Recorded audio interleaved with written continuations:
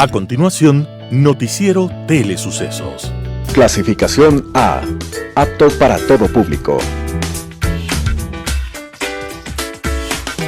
Un noticiero pensado para usted porque se lo merece. Nos acercamos a la realidad desde diferentes perspectivas. Noticiero Telesucesos. Primera parte del noticiero Telesucesos con las noticias más importantes del día. Usted y su familia disfrutarán desde la comodidad de su hogar de las emociones del ecuavóley, deporte tan nuestro.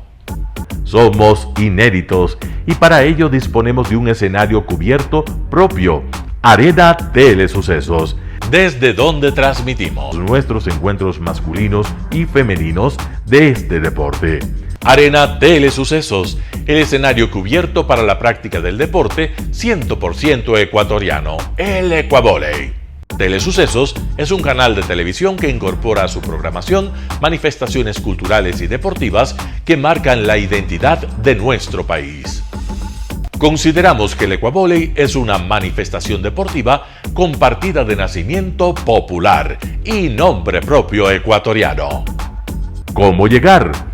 Nuestras instalaciones se encuentran en el norte de la ciudad, en un sector de gran crecimiento y desarrollo urbano al que se accede a través de la vía E35, más conocida como la Avenida Panamericana Norte. Desde el centro comercial El Portal, a 2 kilómetros a la derecha, se encuentra la calle García Moreno, antiguo camino a Llano Grande, una arteria en la que se desarrollan dinámicos comercios. Junto al centro comercial Ciudad Alegría, a 100 metros, hemos llegado a nuestras instalaciones, Arena Telesucesos, la cancha del ecuavóley. Telesucesos, el canal de televisión siempre inédito.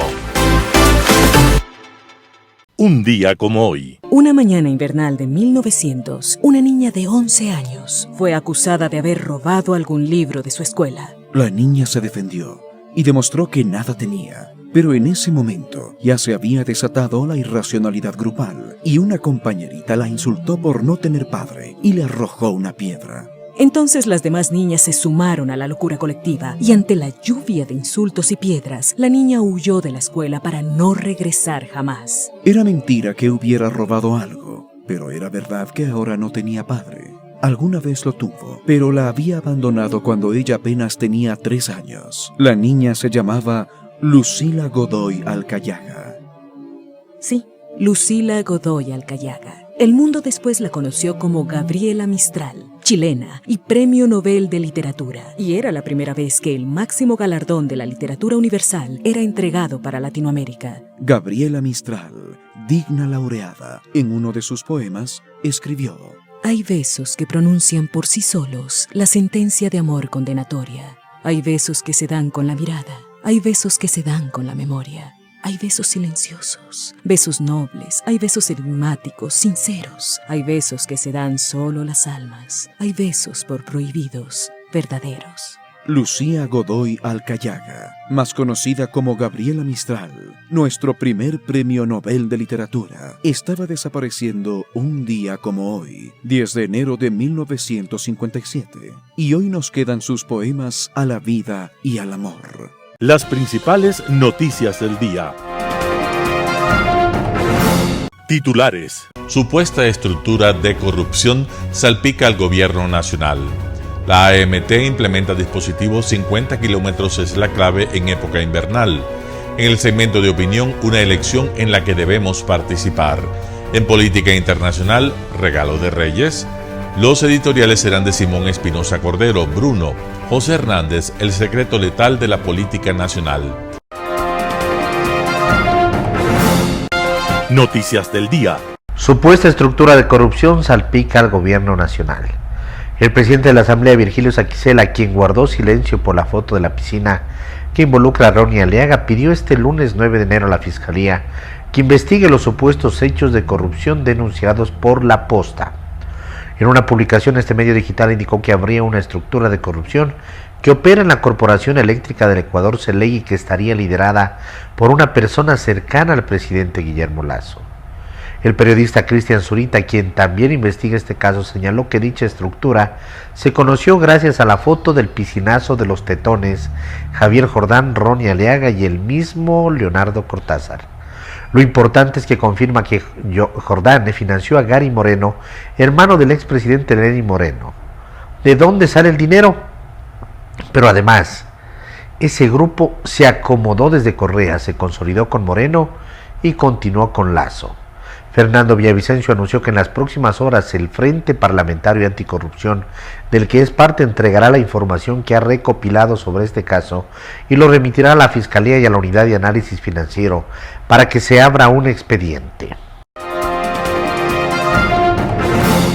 La AMT implementa dispositivos 50 kilómetros, es la clave en época invernal. Cuando llueve, las posibilidades de tener un siniestro de tránsito se incrementan en un 70% con respecto a un día despejado. La Agencia Metropolitana de Tránsito AMT refuerza la presencia de servidores de control en sitios estratégicos de la ciudad e implementa 50 kilómetros, es la clave. Es un dispositivo preventivo de siniestralidad que se ejecuta antes, durante y después de la caída de lluvia. El personal operativo en patrulleros y motos avanza a una velocidad de 50 km por hora sobre la avenida Simón Bolívar. De esta manera, los ciudadanos se desplazan a la misma velocidad de forma segura y se evitan embotellamientos a causa de posibles siniestros de tránsito. Conducir bajo lluvia puede resultar peligroso. Esta condición climática dificulta la circulación y conducción de todos los vehículos. Por tal razón es necesario conocer y poner en práctica varios consejos que permitirán a todos llegar seguros a nuestros destinos. Mientras conduce, tome en cuenta las siguientes recomendaciones para no ser parte de las cifras de siniestralidad. Aumentar la distancia entre vehículos. Reduzca la velocidad. Evite frenar de forma brusca. Mantenga los vidrios limpios, active las luces bajas, mantenga los neumáticos, frenos y amortiguadores en perfecto estado. La Agencia Metropolitana de Tránsito trabaja por precautelar la seguridad vial y la movilidad en los espacios preferenciales de peatones, ciclistas y conductores. Recuerde que el respeto a las señales de tránsito y a las emitidas por los servidores de control es fundamental para prevenir siniestros o cualquier percance en la vía. Entrevista del día. La mañana de este martes en Radio Sucesos, Rafael Ollarte, abogado constitucionalista, habló sobre la audiencia de la Corte Constitucional por la designación de autoridad del Consejo de la Judicatura. Veamos la nota. Bueno, ¿qué se espera que pase hoy en esta audiencia convocada por la Corte Constitucional? A ver, la Corte Constitucional, dentro de las funciones que tiene, está la de declarar el incumplimiento de sus propias sentencias y dictámenes. En este caso, la Corte Constitucional, hace 6-7 meses, indicó frente a una acción extraordinaria de protección que había propuesto Álvaro Román sobre su pretensión de él ser el presidente de la Corte, del Consejo de la Judicatura, pretensión que había sido ya rechazada previamente tanto por el Tribunal de Primer Nivel como por el Tribunal de la Corte Provincial de Pichincha. Frente a eso se impugnó a través de acción extraordinaria y la Corte Constitucional resuelve concederle la acción extraordinaria, pero lo hace en un sentido que no satisfacía las pretensiones de Álvaro Román. Álvaro Román, recordemos, ¿por qué se genera este entuerto? Cuando el Consejo Transitorio hace el apresurado nombramiento del Consejo de la Judicatura, la terna de la Corte Nacional de Justicia estaba integrada por 2 jueces que fueron descalificados por el Consejo Transitorio. Y nos quedó solamente María del Carmen Maldonado, que finalmente fue elegida por descarte. Debo decir, con el voto salvado de Julio César Trujillo y Pablo Dávila. Y eso nos generó un problema. ¿Cuál problema? Que no tenía suplente. Entonces, ¿qué se hizo? Se toma al suplente de la terna de la Fiscalía. ¿Pero a quién? Al último, es decir, al que había sido también descartado. Es decir, el tema de la presidencia del Consejo de la Judicatura ya tenía 2 problemas. Primero, el nombramiento del titular por descarte, y segundo, tomábamos prestado un suplente de otra de las ternas, en este caso de la Fiscalía, alguien que no había sido nombrado ni titular ni suplente, que es el caso de la señora Barreno, que viene de la terna de la Fiscalía, y la señora Yupangui, que es la alterna. Entonces, cuando la señora Maldonado, que además había tenido un desempeño triste como solía ser en la Corte Constitucional cervecera, renuncia al Consejo de la Judicatura, vino el problema de cómo se cubre esa vacante. Álvaro Román pretendía ser él el presidente de la Judicatura definitivo, pero tenía un problema. La Constitución ordena que sea el presidente del Consejo de la Judicatura el que proviene de la terna de la presidencia de la Corte Nacional de Justicia, que no era el caso de Álvaro Román.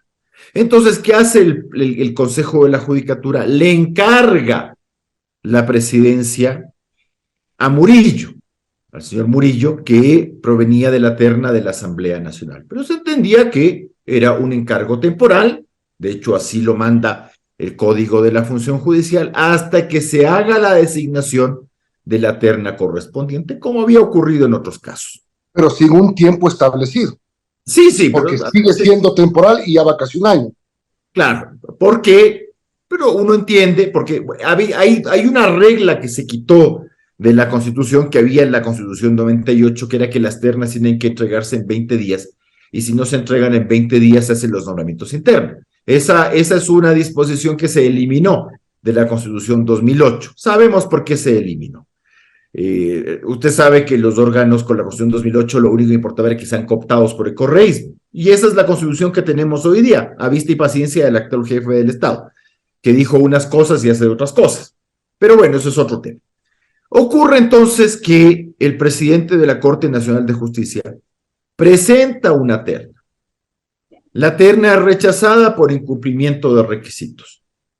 Presenta una segunda terna. La terna es rechazada porque algunos de sus integrantes están descalificados. Vea que ahí no se hizo un nombramiento por descarte, porque no es que fueron descalificados todos, pero a diferencia de lo que ocurrió con Carmen Maldonado, aquí no hace un nombramiento por descarte, pero en vez de pedir que se complete la terna, le piden una nueva terna. Cuando se presenta la tercera terna, al señor Ulloa, un caballero electo con el 4,9% de los votos, ¿eh? Porque es el Consejo de Participación Ciudadana, un órgano electo así, 4,9% de los votos, se le ocurre decir, porque ya todo esto era una especie de, sigamos pateando la pelota para que el señor Murillo, que le es muy conveniente al régimen, siga siendo el encargado del Consejo de la Judicatura.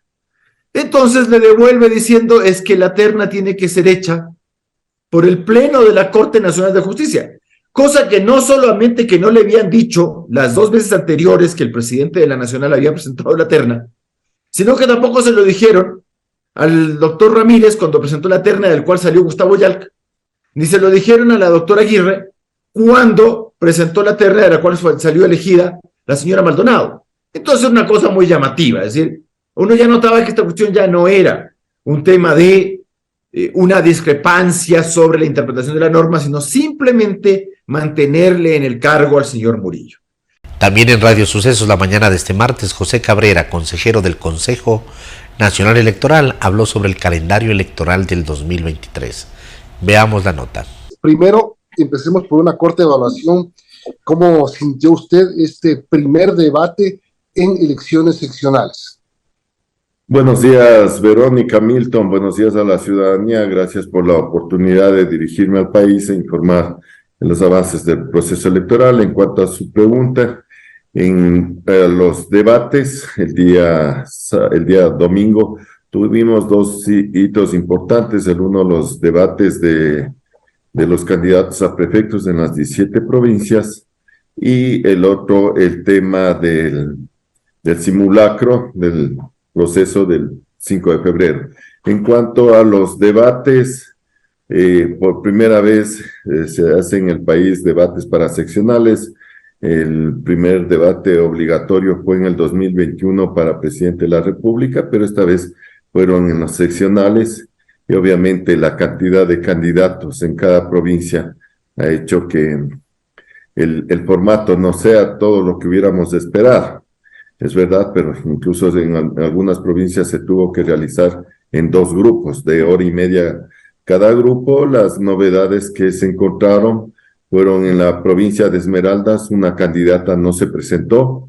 El día de hoy se estará entregando el informe y la respectiva denuncia de infracción grave hacia el Tribunal Contencioso Electoral de acuerdo a lo estipulado en la ley para que se tomen las sanciones que correspondan, sea económicas o en el tema de derechos políticos, o en los dos casos. Eso ya estará en manos del Tribunal Contencioso. En la provincia del Azuay, una de las candidatas tuvo que retirarse por un tema de salud y no pudo continuar en el debate. En la provincia de Los Ríos tuvimos problemas de conexión al inicio, cierta intermitencia en el proceso en la comunicación. Los micrófonos tenían algunas fallas, pero por el resto de las provincias se cumplió de acuerdo a lo programado. Los ciudadanos que fueron a apoyar a sus candidatos conservaron su distancia. En Quito algo se habló de un tumulto que hubo entre dos grupos de ciudadanos, pero no pasó a mayores, y esperamos que haya servido para la ciudadanía este tema de que conozca al ciudadano que es el espíritu de la ley. La ley puso este tema de debates obligatorios para que el ciudadano conozca más a su candidato y elijan a los mejores candidatos para ocupar los cargos. Eso en cuanto a los debates del próximo sábado y domingo continuará. Y algo que corregir para sábado y domingo, ¿hay algo que cambiar que el reglamento permita, o se van a realizar exactamente como están planificados? Bueno, los reglamentos fueron ya aprobados con anterioridad. Las reglas del juego están dadas y no podemos cambiar a último momento. Las reglas del juego están dispuestas tanto para prefectos como para alcaldes. Si hay algo que corregir es, por ejemplo, este tema de las intermitencias, temas técnicos. Eso sí tenemos que exigir a las empresas que se contrató que cumplan con lo estipulado, que no existan retrasos en el inicio de los debates, pero en cuanto al formato de los mismos, no se pueden cambiar. Están dadas ya las reglas del juego y han pasado ya prefectos, y el fin de semana tenemos alcaldes. El ocaso de nuestra ciudad fue el tema tratado con el arquitecto Fernando Najas Cortés en Quito TV. Veamos un extracto de esta entrevista. Usted ha dicho un término que se lo ha mal utilizado y se ha burlado y se le ha dado incluso un sentido contrario al que tiene.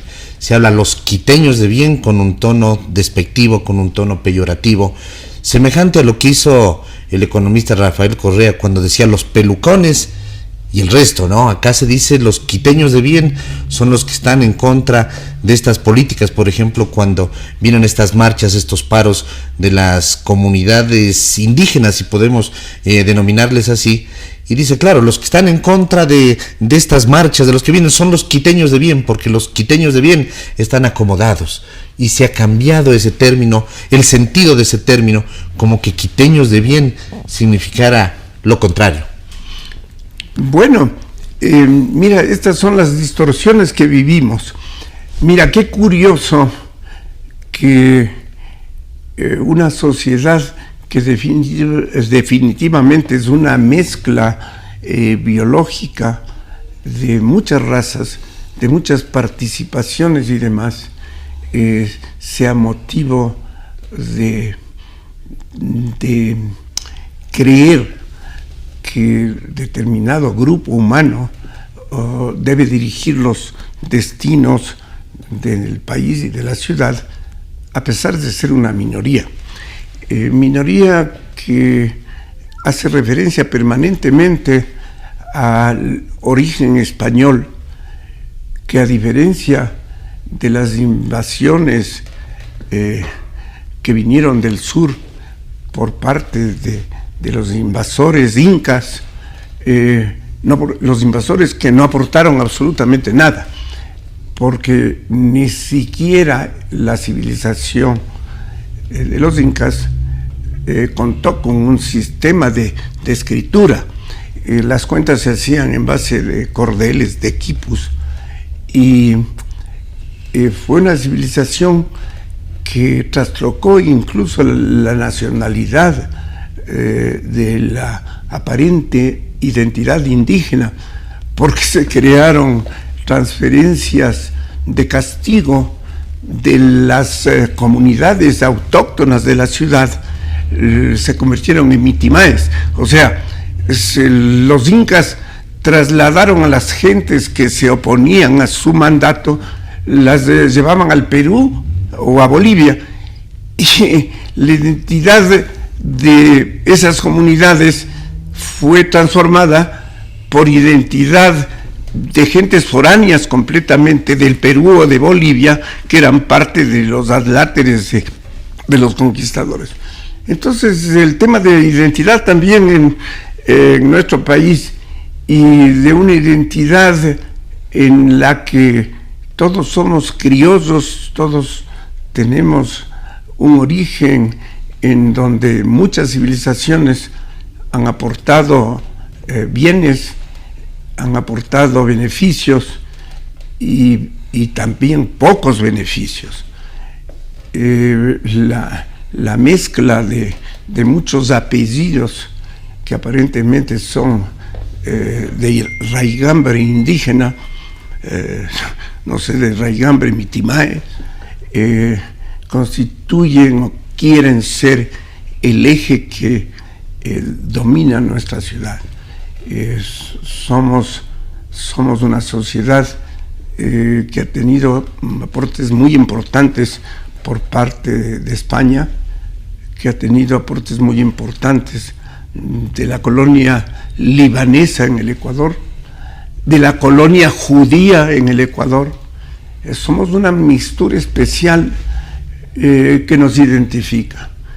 Este programa no solamente debe referirse a la ciudad de Quito, a los valores de las gentes que hemos caminado en las actividades normales y en las actividades de bien de nuestra ciudad, sino que es una llamada también al sentido común para que muchas expresiones, muchas ilusiones, muchas fantasías que se han creado con respecto a la presencia de diversos grupos sociales que constituyen nuestra nacionalidad, sean quienes dirigen las actividades del país. Qué penoso que en ese camino hemos sido objeto también de agresiones permanentes al patrimonio de nuestra ciudad. Los tres alcaldes últimos mencionados no han defendido nuestra identidad, nuestro patrimonio. No podemos dejar de recordar a verdaderos íconos en el desarrollo de nuestra ciudad, el arquitecto Sixto Durán Ballén, también alcalde, estuvo claro, varias veces aquí, el señor Rodrigo Paz, Carlos Andrade Marín, tantos personajes que han sido personajes de bien, distorsionado el concepto de bien como un término peyorativo de quienes desconocen esa palabra. Así es, usted hablaba de esta mixtura que existe en los ecuatorianos y tal es así que, por ejemplo, el señor Leonidas Issa, que es posiblemente el dirigente máximo que representa a estos grupos minoritarios, es Issa Salazar, ¿no? El apellido, y Leonidas el nombre. Así ¿no? es. Es decir, es una mixtura. ¿no? Mira, son parte de estas fantasías que se venden, ¿no? Los quiteños tenemos que dar una frase y una acción permanente de rescate de nuestra identidad, de nuestra verdadera identidad. Tenemos que rescatar nuestra ciudad. Pocas ciudades son tan maravillosas como Quito. Quito tiene un centro histórico actualmente devastado, en donde la ocupación del casco colonial más importante que existe en América, se ha convertido, como dijo en su momento el arquitecto Favara, en un sitio de depósitos de bodegas. Funciona porque está el municipio y Carondelet ahí, de ahí no hay nada más. No existe absolutamente para nada. Entonces, mira, yo he querido intervenir porque las entrevistas que se han dado en el tema de Quito TV se han iniciado con la trayectoria de personajes que hacen algo por la ciudad, pero creo que un poco más que eso es la lección que tenemos que entregar entre las gentes que damos siempre algo con nuestro trabajo, con nuestros esfuerzos, y un mensaje también a aquellas personas que reciben las cosas y no entregan absolutamente nada. Nosotros tenemos, no hay la menor duda, que seguramente va a fastidiar a mucha gente, que lo tomen como humor negro quiteño. Tenemos una asamblea que poco tiene que entregar ni a los principios ni al desarrollo de nuestra ciudad, y más bien dudas sobre su gestión con respecto a la inseguridad y a las acciones delictivas que están azotando a nuestra ciudad y a nuestro país. Se viene ya el día 3 de enero, inició la campaña electoral. Hay una papeleta con 12 candidatos a alcalde. No les podemos decir por quién votar, pero sí podemos darnos cuenta por quién no votar. Bueno, haciendo uso del humor negro quiteño, yo diría que habría que votarles a todos. Así es. Así es. Hay que analizar bien. Lastimosamente, dentro de esa gama de candidatos no encontramos, digamos, mayor salida, y es así que incluso las últimas administraciones municipales, los últimos alcaldes han venido con poco capital político. Me refiero a que con un 15, un 20% han logrado la alcaldía, y precisamente eso es lo que han representado, a la ilusión de posiblemente 2 de cada 10 quiteños o no quiteños que viven en esta ciudad. Así es. Yo creo que tenemos que rescatar este periodo oscuro que ha vivido últimamente en nuestra ciudad, que los mitómanos que trataron de gobernarnos, que definitivamente desconocían lo que era nuestra ciudad, y que aprendieron incluso a usar cubiertos cuando vinieron a la ciudad, a nuestra querida ciudad, pues entiendan que además la ciudad, aparte de afable, aparte de cordial, también es una ciudad que tiene que responder con dignidad a aquellas acciones y malas vivencias que nos están rodeando por el momento. Así es, arquitecto, queremos agradecerle por haber estado aquí. No será la última vez que usted se encuentre en este espacio, porque vamos a seguir hablando de la ciudad, vamos a seguir hablando del país, de lo que significa la quiteñidad, por ejemplo, en este caso, y como lo ha dicho el arquitecto Najas, yo estoy llegando incluso a pensar que todo lo que han hecho en contra de Quito ha sido incluso a propósito. Usted decía un metro mal calculado, yo creo que es un metro bien calculado, pero para llevarse la plata de los quiteños de las arcas municipales. Sin la menor duda. Ese era parte de este sueño de mito, de un mitómano que creía que las gestiones que se tenían que dar en el país tenían que corresponder a acciones sin estudio, pero solamente con beneficio, pero no beneficio para la ciudad, sino para beneficio a quienes en buena parte están, en buena parte están en la cárcel. No todos, pero esperaríamos que la recuperación y este ocaso que comento que estamos viviendo tenga mejores perspectivas para la ciudad y para el país. Arquitecto, muy gentil. Gracias. Un panorama de noticias para su estatura intelectual.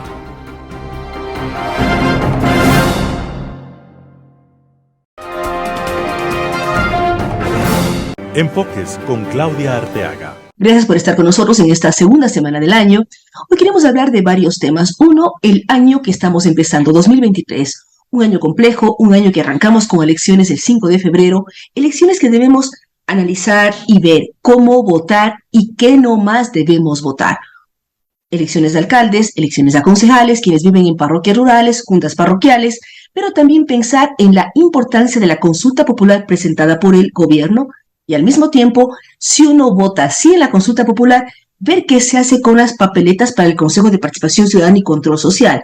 Porque si hablamos de que debemos eliminarlo o disminuir funciones, es necesario nombrarlos, es mejor anular. Hay que meditar muchísimo y también ser conscientes que la consulta popular no es que uno gane el sí y al día siguiente tenemos más seguridad o tenemos mayor estabilidad jurídica en diferentes áreas. Esos temas tienen que implementarse en base al trabajo de la Asamblea Nacional que a lo largo de varios meses. Así es que analizar, evaluar, ver los tiempos donde tendremos respuesta, pero al mismo tiempo pensar en lo más cercano a nosotros, las autoridades locales, alcaldes, prefectos y concejales. ¿Qué ciudad queremos?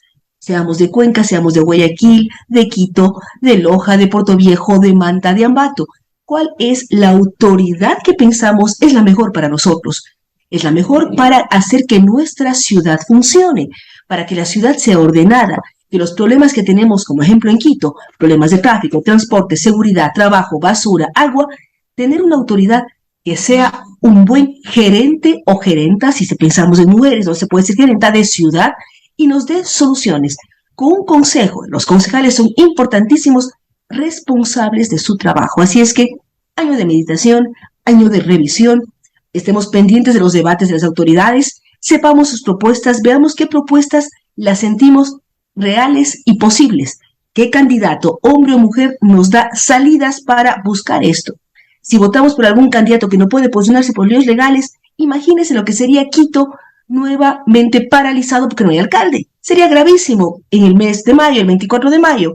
Así es que meditemos ese voto, cuidemos nuestro voto, seamos responsables, no porque tenemos la obligación de ir a votar, sino que es nuestro derecho como ciudadanos el poder elegir a nuestras autoridades. Nos vemos en una semana más. Global Hoy con Alan Catey. Regalo de Reyes. Otra vez el Día de Reyes, ahora con un retraso de 2 días, nos depara un lamentable regalo en la forma de una agresión a la democracia una vez más cojeante en América Latina.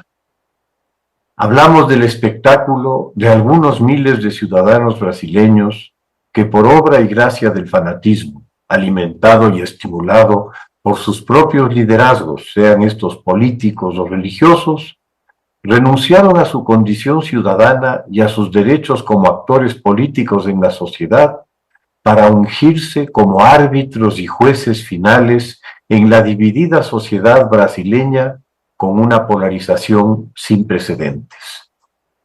Ellos, por sí y ante sí, pese a las evidencias en contrario, se convencieron de la existencia de un fraude electoral en contra de su candidato y por tanto de la invalidez de las elecciones presidenciales que dieron una apretada victoria al candidato opositor. Si quitamos el nombre del país, pareceríamos recreando un sainete similar ocurrido hace 2 años exactamente, cuando una turba asaltó el Capitolio en Washington en un episodio surrealista donde incluso un pseudo chamán disfrazado con cuernos de búfalo danzaba en los salones de la sede de la más antigua democracia en funciones del mundo. Otra turba, pero el mismo fanatismo, la misma necesidad de imponer, por el medio que sea, su estrecha e intolerante visión del mundo, sin importar las abrumadoras evidencias que demostraban la absoluta falsedad de toda la argumentación que pretendía avalar, en efecto, un golpe de Estado desde el poder. ¿Cómo sorprendernos entonces de encontrar, a la vuelta de 2 años, en el idílico refugio de uno de ellos, juntos y abrazados a los 2 mayores actores de esta tragicomedia, los expresidentes Trump y Bolsonaro, ninguno de los cuales tuvo la entereza y hombría de bien de aceptar sus derrotas, fruto de sus propios errores y abusos, y reconocer al vencedor, que les gustara o no, representaba a esa mitad y un poco más de ciudadanos que habían decidido que la alternativa era superior a que ellos siguieran gobernando. A fin de cuentas, y ya despejada la maraña de legalismos, con el polvo ya asentado, a esto se reduce toda la discusión. Esto es, el respeto por las normas del sistema democrático que se define por la mayoría más amplia o más estrecha que en las urnas se exprese y por el ejercicio del poder dentro del marco de la Constitución y la ley. Mantener estos principios básicos es la única manera en que la democracia puede funcionar como el escenario de libertades y derechos en que los ciudadanos puedan desenvolverse.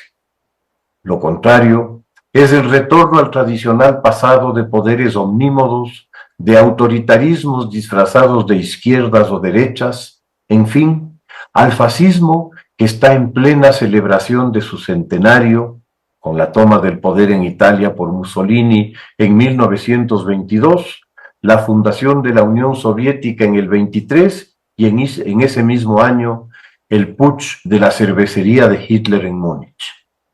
No hay que engañarse con las palabras. Son los hechos los que hablan y lo hacen mucho más claramente que todos los subterfugios y los matices empleados para justificar de uno u otro lado a quienes buscan destruir la democracia que estorba en sus designios absolutistas. Las escenas lamentables de Brasilia, con las turbas asaltando Planalto, la sede del Poder Ejecutivo, el Parlamento o la Corte Suprema, como en su momento las de Washington, son el telón de fondo del conflicto profundo que se está librando entre una visión imperfecta y con limitaciones, como es la democracia, pero que es revolucionaria al buscar cambiar la arcaica visión del poder absoluto con unas limitaciones y frenos a este, sin las cuales se desatan los peores instintos de quienes gobiernan sin tales barreras. Solo en democracia se entiende que el poder no es una carta blanca para el gobernante, pero también que éste tiene un mandato que lo legitima, pues nace de una voluntad social que debe ser respetada por todos. Las turbas que asolaron Santiago en 2019, incendiando edificios públicos, iglesias y estaciones del metro, saqueando mercados y tiendas para pretender imponer su particular agenda a un gobierno democrático en funciones, es un acto tan fascista como el de Brasil o Washington. Y el ver que sus actores son hoy amnistiados por el gobierno del presidente Boric, envía a la sociedad el peor mensaje posible. Argumentar, como lo ha hecho el presidente, que no son delincuentes, es dar patente de corso para que mañana otros intolerantes violentos, fascistas disfrazados con las máscaras que les convenga, a sabiendas de que si están conectados con el poder de turno, saldrán en libertad tras haber violado todas las leyes, pero sobre todo atentado contra esa voluntad de la mayoría que en elecciones decidió ser gobernada por alguien distinto a esos iracundos. Ese mismo aterrador rostro del fascismo se vio en Quito en el mismo 2019, cuando fue asaltada por turbas delincuenciales que muy claramente evidenciaron sus intenciones, por un lado, de derrocar a un gobierno legítimo, pero sobre todo de proteger a otros pandilleros de cuello blanco al incendiar el edificio de la Contraloría para destruir todas las evidencias de negociados y chanchullos que no habían podido ser borradas antes. Y como cabía esperar, el favor les fue devuelto por esos beneficiarios, amnistiando a todos los delincuentes participantes. El mensaje se viralizó para que nuevamente, en el mes de julio de 2022, otra agresión a la ciudad y al país sea perpetrada por los mismos actores ya seguros de su impunidad, con el objetivo declarado de tumbar al gobierno electo por una mayoría ciudadana. Jugar con la impunidad es jugar con fuego. Ante un vacío de poder por la no aplicación de la ley contra los violentos y los golpistas, la sociedad o parte de ella empieza a llenarlo por su cuenta y a tomarse la ley en sus manos. Ese es el más seguro camino, primero a la anarquía y luego, ante el clamor ciudadano por seguridad, a la dictadura. Vemos ya en toda la región cómo los proyectos autoritarios se afirman y profundizan. A las desembosadas dictaduras venezolana y nicaragüense, que hace rato se sacaron la máscara, se une ahora Bolivia con su gobierno en guerra con Santa Cruz, a cuyo gobernador opositor, que obtuvo una aplastante victoria electoral con más del 70% del voto, ha encarcelado para inhabilitarlo políticamente. Ni una sola voz en la izquierda latinoamericana se ha escuchado en su apoyo o criticando al régimen por su deriva autoritaria y violatoria de su propia constitución y leyes en el tema del censo, cuya no realización se convirtió en política de Estado. Choca este silencio ante la estridencia del alineamiento de los gobiernos regionales de izquierda con un golpista confeso como Pedro Castillo, al cual buscan hoy convertir en mártir tan solo por el hecho de ser él y su entorno una gavilla de ladrones. Más allá de lo intelectual, donde tampoco es que vea mucha distancia, ¿qué le diferencia a Castillo de Bolsonaro? No poder responder éticamente a esta pregunta es uno de los más graves problemas de la izquierda latinoamericana. Muchas gracias. Editorial. Bruno, artículo de Simón Espinosa Cordero. Bruno Sáenz Andrade, un ser amado. Se fue hace un año a los 77, número cabalístico para una persona fuera de lo común. Estuvo grave 10 días en una clínica y dado de alta al salir, allí mismo, la muerte le vino a buscar. Cuanto llano sin siembra, sin ninguna verdura, cuanto cerro de plata, cuantas mieses de fuego sesgadas por la altura. Te levantas temprano, ¿vas a calzar las botas y ceder al deseo de ascender a la cumbre? ¿Vas a empuñar la azada? La juventud te aguarda, un ardor que creíais perdido para siempre hay albergue en tu pecho. El paso aún no lo has dado, puede ser el primero. No importa si tu planta se enreda, se tropieza. Hay una tierra entera que labrar, una patria que tu alma reconoce. Has cerrado los ojos más allá de las sierras, más allá de tu sombra. Antología de Bruno Sáenz Andrade, 1963-2005. Dramaturgo, matemático del alma, ningún día sin música clásica, uno de los más comedidos de los académicos de la lengua. Bruno, ayuda a Fabián a poner al día los estatutos. Bruno, hazte cargo de leer los cuentos que la academia convoca para las escuelas de Quito. Bruno, contacta al embajador de Brasil, fecundo novelista.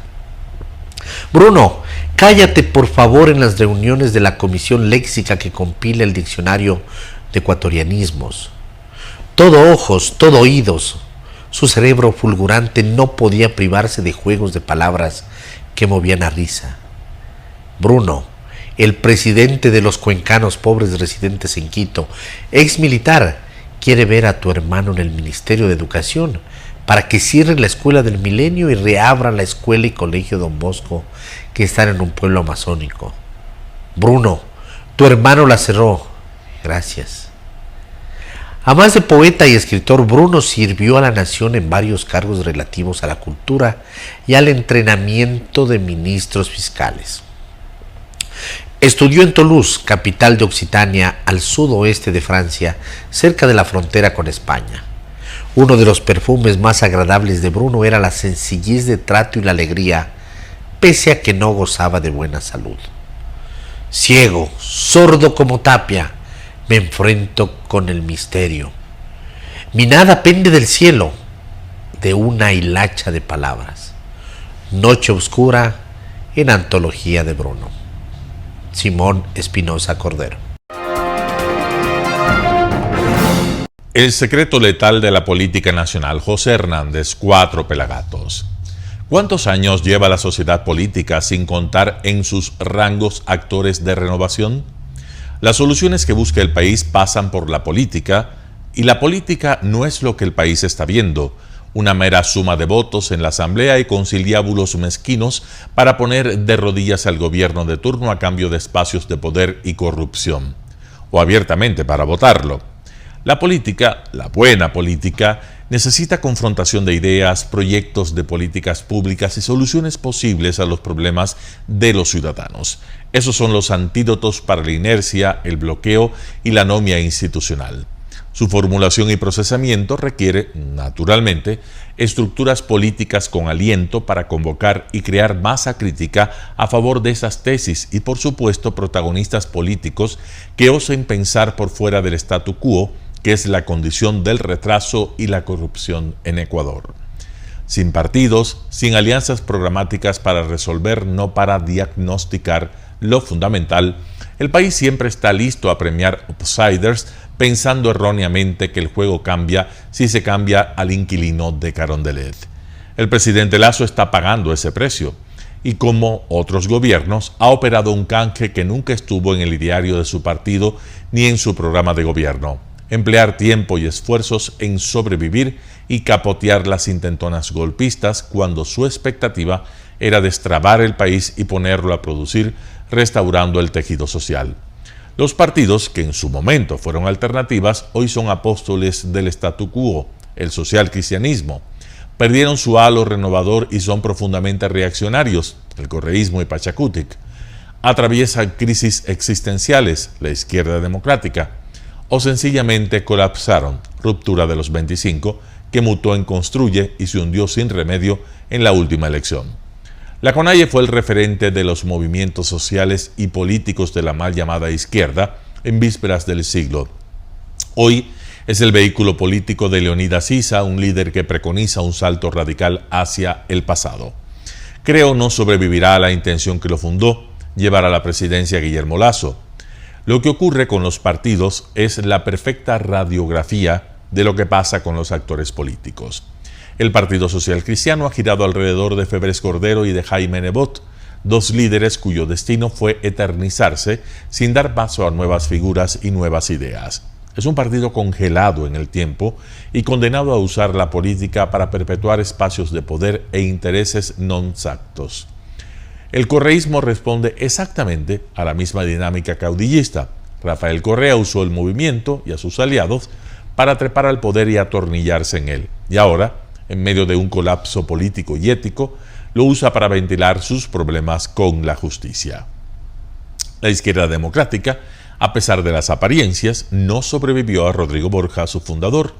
Nunca actualizó su ideario socialdemócrata y hoy, sin derrotero ideológico, enfrenta una fragmentación cierta y la carencia de liderazgos reconocidos. Se dirá que hay figuras, ciertamente. Muchas de ellas acarician incluso intenciones presidenciales.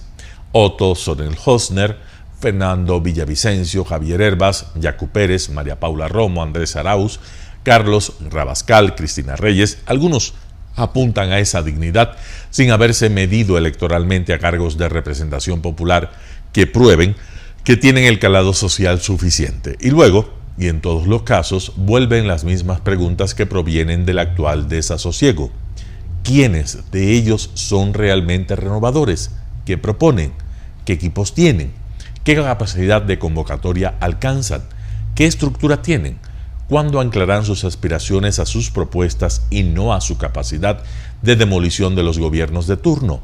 ¿Cómo piensan confrontar, cuando no las representan, las mafias políticas adictas a suma cero en el país? Así, los apóstoles del statu quo comparten dinámicas a su favor. Hacen lo mismo los supuestos renovadores, pero en su detrimento. no aprenden de los antecesores ni tienen en cuenta que no basta ganar, porque lo trascendente, lo único trascendente, es mover el país hacia mejores circunstancias y oportunidades. Esos modelos se reproducen en forma idéntica a escala municipal y provincial y son compartidos por todas las fuerzas políticas. La causa es la misma. Los políticos en general no piensan la política y menos el país. Se inspiran en lo déjà vu y rehuyen las ideas nuevas. Ni leen ni debaten. Tampoco creen necesario articular políticas públicas. Los partidos mafiosos ya tienen rodado el guión. Los aspirantes a llegar al poder imitan sus fórmulas creyendo que podrán variar los resultados.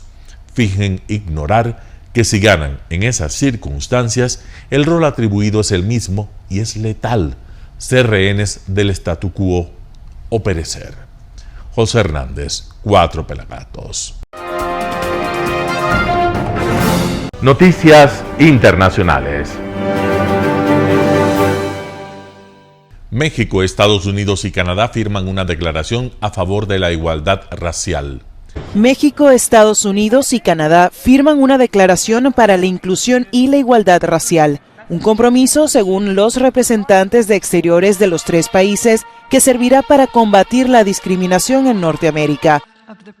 Joe Biden y Andrés Manuel López Obrador sostuvieron una reunión bilateral el lunes, que continuará con la adhesión de Justin Trudeau este martes, en el marco de su cumbre regional. El mandatario estadounidense detalló los acuerdos que busca su país. Debemos reforzar nuestras cadenas de suministro para que el hemisferio sea aún más competitivo. Y también vamos a discutir nuestra seguridad compartida, incluida nuestra acción conjunta para hacer frente a la plaga del fentanilo, que ha matado a 100,000 estadounidenses hasta ahora. Hablaremos de cómo podemos hacer frente a la migración irregular, algo que ya está en marcha. En la reunión trilateral se conversará sobre los retos de la región, como la migración, la energía y el narcotráfico, además de buscar el refuerzo de las relaciones diplomáticas entre los 3 países. El encuentro, conocido popularmente como la Cumbre de los 3 Amigos, también ha servido de escenario para las protestas de la oposición mexicana. Este lunes, varias personas se manifestaron contra López Obrador frente a las embajadas de Estados Unidos y Canadá. Violenta crisis política en Perú deja al menos 17 muertos en Juliaca. Violenta crisis política en Perú. Al menos 17 manifestantes fallecieron este lunes en la ciudad peruana de Juliaca, en el sur del país, en unas protestas junto al aeropuerto de la localidad. Se eleva así a 46 la cifra de decesos desde el pasado 11 de diciembre.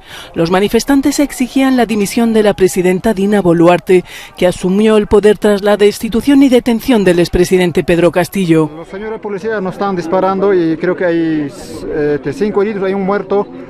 Y lo pedimos de que señora Dina renuncie porque usted es una asesina, porque mucha gente está muriendo por tu culpa, la verdad.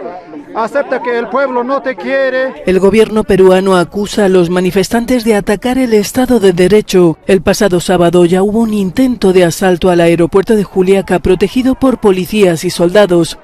Situada en la región de Puno, en la frontera con Bolivia, la población de la ciudad de Juliaca es mayoritariamente del grupo indígena aymara y un hervidero de protestas antigubernamentales desde que estalló la crisis, que deja en un mes cerca de medio centenar de muertos en todo el país.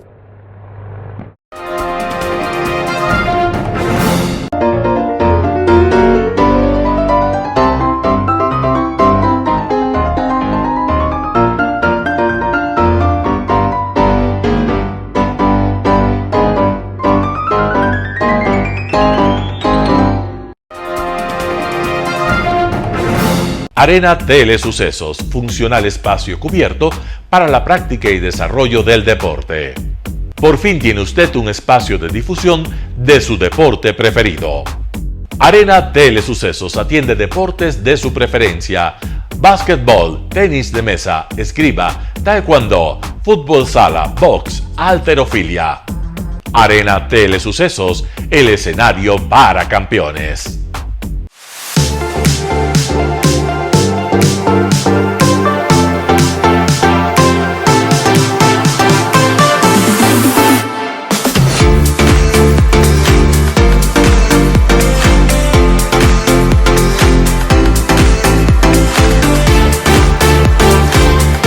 Telesucesos, el canal de televisión siempre inédito.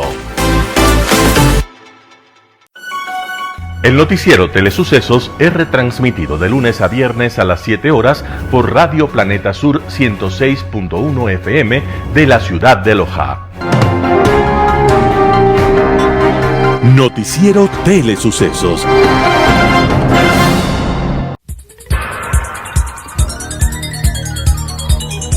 Las opiniones vertidas en este espacio por la producción y dirección del programa son de exclusiva responsabilidad de sus autores y de quienes intervienen en ellos.